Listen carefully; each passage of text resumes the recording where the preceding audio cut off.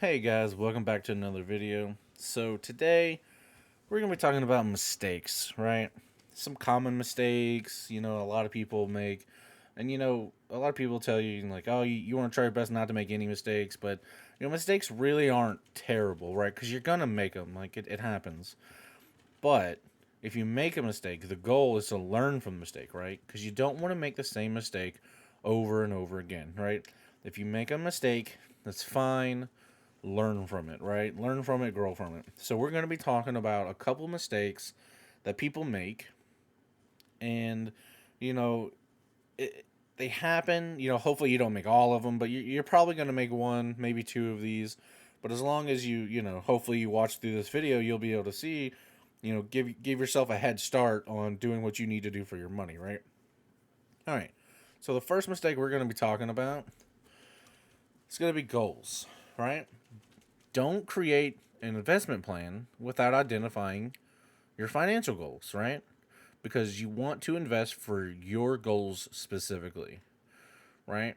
So whether it's planning for retirement, right, saving money to buy a home, paying for college, or putting money away, for like an emergency fund or a rainy day, every investment plan should take into account your financial goals, right? And the reason why you want to write your goals down is because if you go look up like an investment plan, it could be completely different from what you need.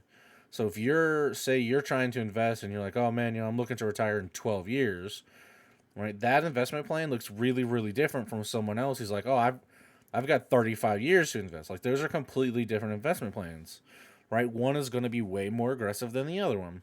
So really you gotta pay attention to your specific goals. Don't use these general templates that a lot of people try to give you. So the second mistake, don't choose an investment professional without conducting a background check, right? So you can go to investor.gov to check out an investment professional, right?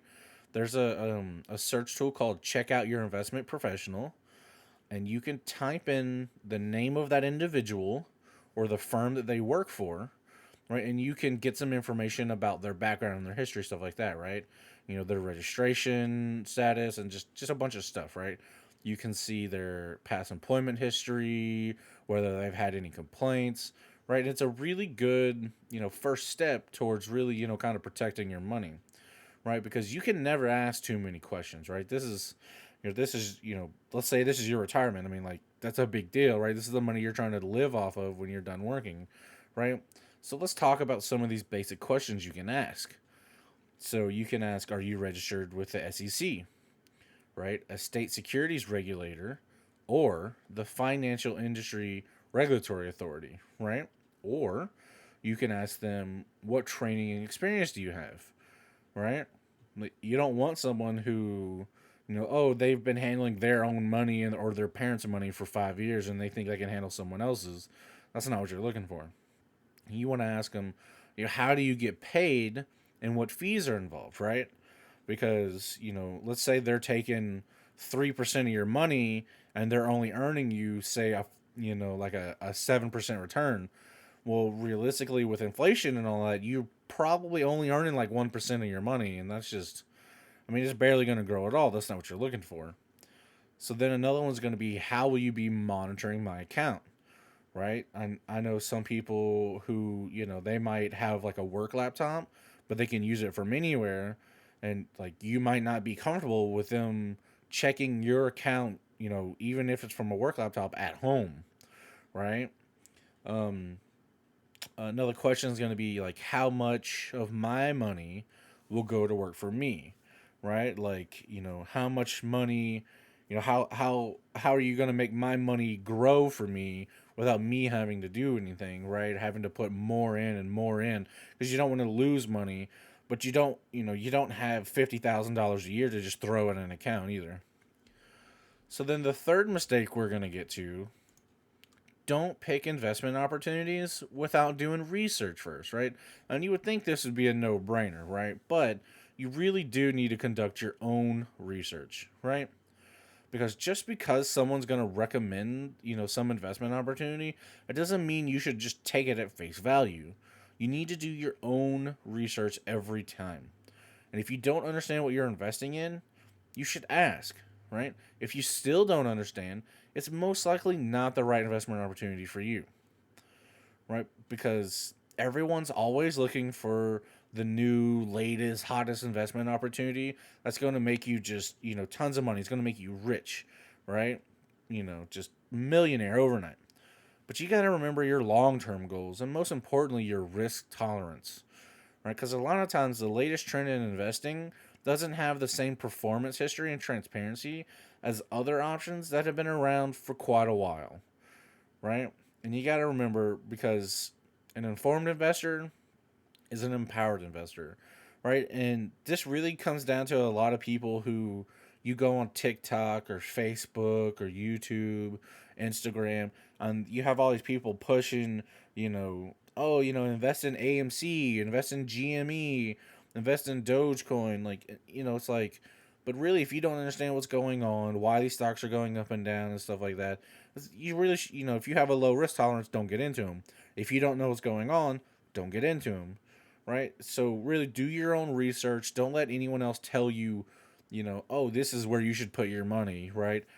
You should invest in Apple because they're coming out with their own car. Like, yeah, but that might be 10 years down the road, like you just don't know. But that's going to lead us into mistake number 4. Don't make decisions without understanding how fees can affect your investment portfolio, right? Because you need to understand fees matter. Fees are a big deal. Fees can cut into your profit, right? And the growth potential of your portfolio, right? Because certain fees, they might seem small at first, but over time they add up and they really, really cut into that portfolio, right? So you need to make sure that you're asking about fees up front. Ask questions about how the fees will affect how much money you make, right? Like I said earlier in an example, let's say that you've got some professional who's they're, oh, I'm going to charge you, 3% in fees. Like, oh, 3%, my portfolio is growing at 7%. That's pretty good. But then let's say inflation is 3%. So he's taking 3%, inflation is 3%, you're making 7%. That leaves you with 1% growth. Like that's all you're getting is like 1%. That's terrible, right? That's not what you're looking for. So we're going to jump in to mistake number 5.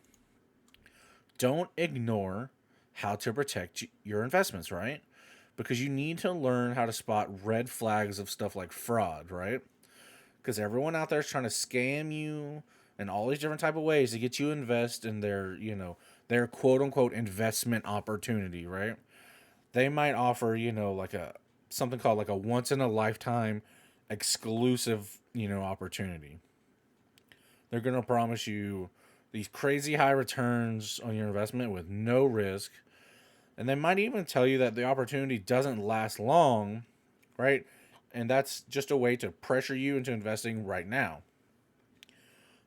You really don't, these aggressive sell tactics are, just don't fall for them. They're just really bad. They've been around for a while. And I know that they keep doing these type of things because, they say they do this to like 10,000 people and say they get 10 people, but those 10 people all send them like, oh, it's $1,000, right? But that's a lot of money, right? And they only need a couple of people. So just don't fall for it, right? Because if investment opportunity sounds too good to be true, it probably is, right? So you need to learn, there's some, I'm sure there's some videos online, and I know because I've seen a couple of streamers and a couple of YouTubers who, go and call and, kind of troll these, fraudulent people and scammers and stuff like that. But you really should look into some of this stuff to help yourself be protected so that you don't get scammed out of your money, right? So hopefully, we went over, 5 different mistakes, and hopefully you didn't, make all of them. You might have made 1 or 2. Maybe you didn't make any at all. Hey, kudos to you. I really hope you guys got some good information out of this. If you guys wouldn't mind, go ahead and like the video. Subscribe if you're not subscribed. And I appreciate you guys watching till the end. And until I see you guys in the next video, Y'all be safe.